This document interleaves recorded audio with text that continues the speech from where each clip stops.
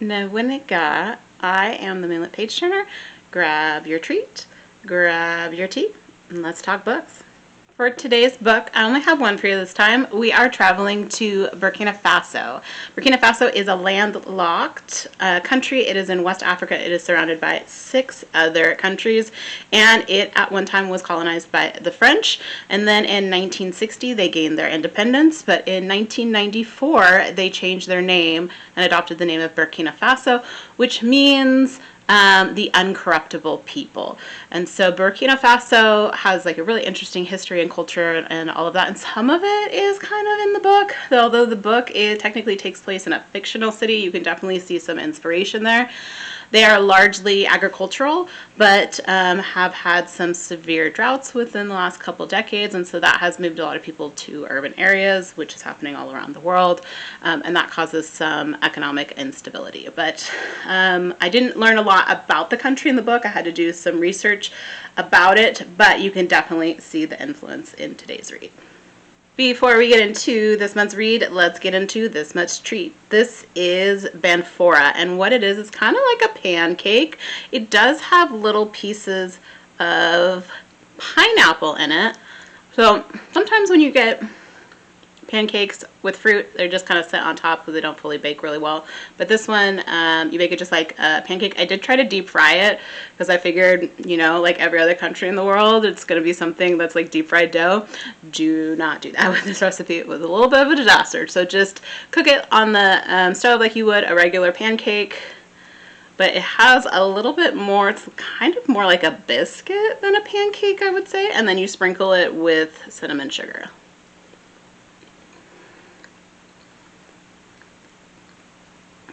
Yeah, I would definitely say it's got more of a biscuit texture than a pancake texture. You can put syrup on it. It is sweet enough where you don't have to though, but it's good. It's better right off the stove though. Alright, for this country, I only was able to really find, there wasn't a lot of options for translated books for Burkina Faso, to be honest, but this one looked really interesting.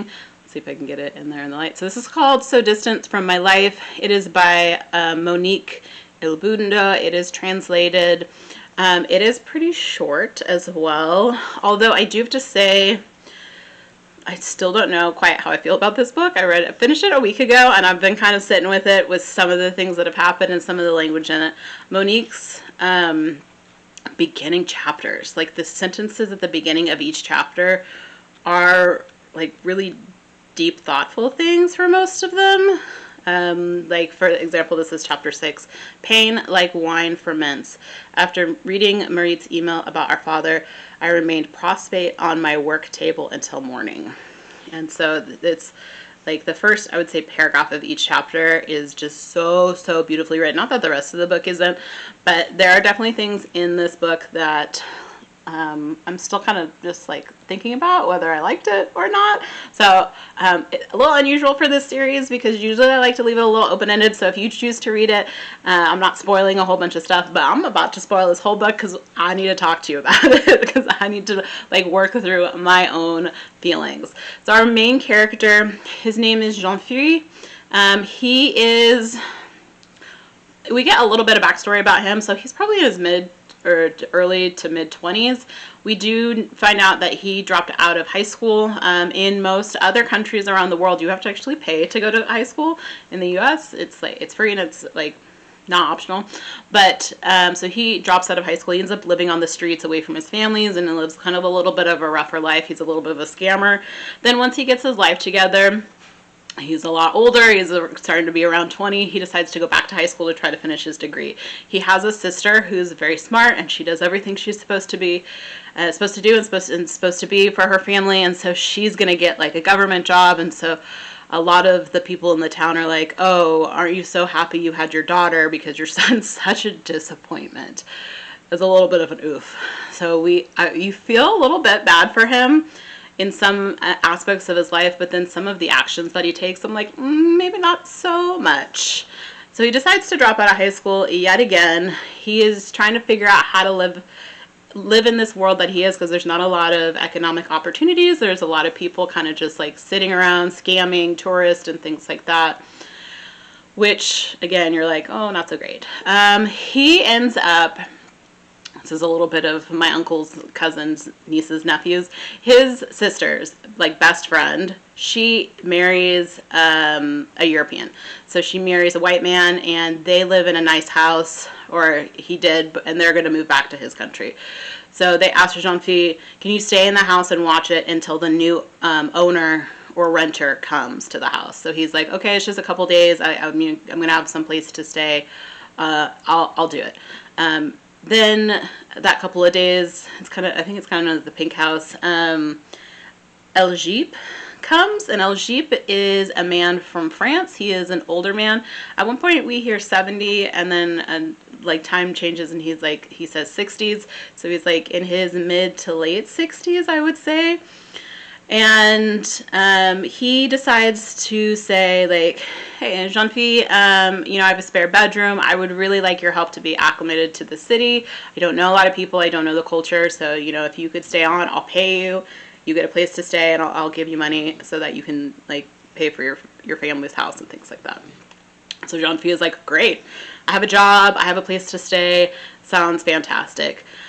Some of the things happen, like he ends up using a family friend as the cook, and there's already a driver there from him, and then he finds a little bit more about El Jeep. El Jeep had a partner that he talks about. He's a widower, and then Jean-Phi finds out that El Jeep is gay, and he freaks out. Like, he is dropping F-slurs everywhere, and he leaves the house because he feels uncomfortable. He feels like this man's going to attack him. And this is where I start to struggle a lot with this book. We do see that Jean-Phi struggling to find out where he wants to be in his younger life before he meets El Jeep. He wants to immigrate.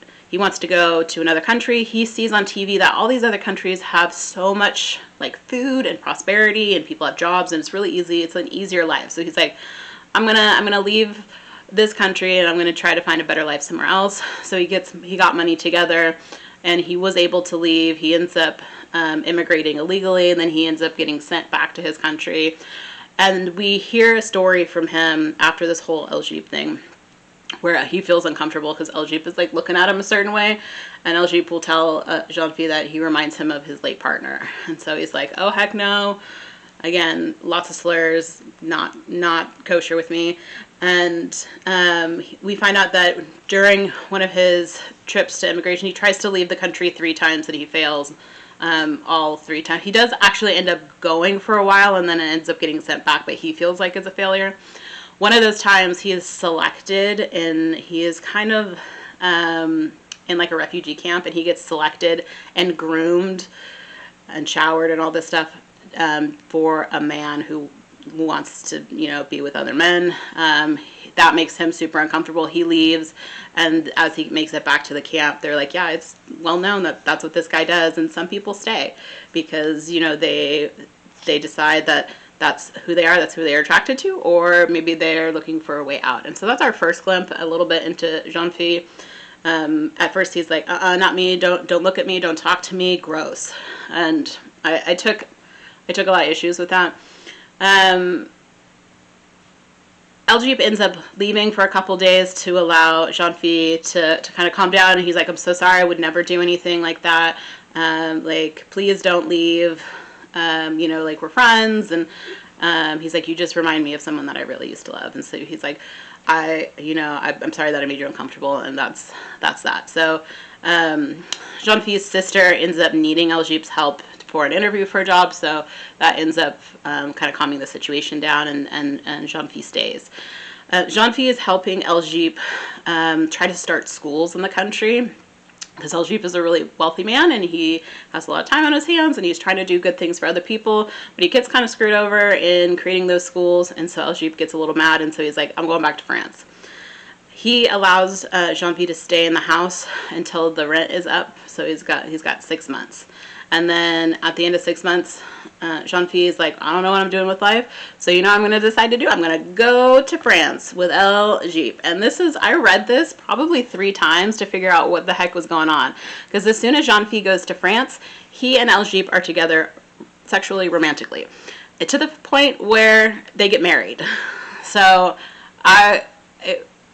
you never see it in the text where LG like propositions to him to be like, if you come to France and be my lover, then, you know, I'll pay for this lifestyle. Because he's not doing that here in this country, but all of a sudden that was implied somewhere else. So it wasn't directly word for word in the book. I had to, again, I read it a couple times to try to figure out, like, was something said? Was it just like implied?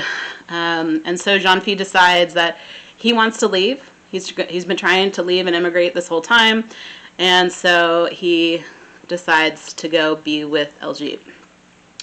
They go on a couple of vacations together with another couple, and there's this young woman who's with this older man, and she's like, I don't love him, but you know, he's got a lot of money, and I'm trying to live this lifestyle, and I'm trying to get him to marry me, and that older man is not marrying her. She ends up meeting a younger man, and like, I think she immigrates to Canada with him, and she's like, I'm so happy now. And that is like the beginning of the end for Jean-Phi and LG. It feels like LG really cares for him, and that Jean-Phi is just there to live like a certain lifestyle. But Jean-Phi decides, partly because his dad dies, and his dad had like disowned him for living this lifestyle. There's a whole thing with a priest and stuff, but that's not super important. But Jean-Phi decides to go back to his country now that he, you know, he's lived this life. He has money now, and so he decides to open like a teen center. When he goes back to the country, his uncle is like, you cannot see your mom. Like he's basically like a scourge on society. But he ends up opening this teen center, and it's really popular, and it's really good for these kids to get off the street and be able to have something to do. He's like a really strong pillar for this community. Then there's this weird kerfuffle where a boy who is like him in his youth and has caused some issues in the teen, like after school program thing, whatever. It's kind of like that. Some teens stay there that need to stay there, but usually it's just a place for teens to hang out. He's been asked to leave. He comes running back one day, and he's being chased by this guy named Saul. Saul is also an issue. He kind of runs this other little gang, and him and his little friends, they try to take over the teen center, and the people that work there, including Jean-Phi, is like, dude, this is a place for everyone. You can't just hog the center. Like, so he ends up kicking Saul out. So Saul comes back at this other kid saying that he stole something from him, and Jean-Phi gets in the middle between it, and then all of a sudden Saul turns because there's a huge crowd, and he calls Jean-Phi a pedophile. And that turns the crowd on him, and basically Jean-Phi gets beaten to death in this crowd. And that's the end of the book. There is an epilogue at the end where it's like this small market, things start going back as it was, and then Jean-Phi's sister talks to El Jeep, and El Jeep says that he's on his way to see the body. So you find out that he dies in the epilogue, but I was just like, what? What is, I don't understand, like, what I'm fully supposed to get? Because what is the redemption that, like, he ended up being a pillar or martyr for his community? What happens to Saul? Like, there's so many unanswered questions that I just kind of sat here going, like, what did I just read? And what is happening in this story? And there was a person on Goodreads when I was reading, trying to go through some of the reviews to be like, because there's some people 5 stars, some people 2 stars. It's a very mixed opinions online. And he's like, so was he gay? And I'm from what I got from this book was no, he was doing it for an economic opportunity, and that's fine if both parties agree to it. You know, if you're an adult and you have an adult relationship, that's your own business. But it was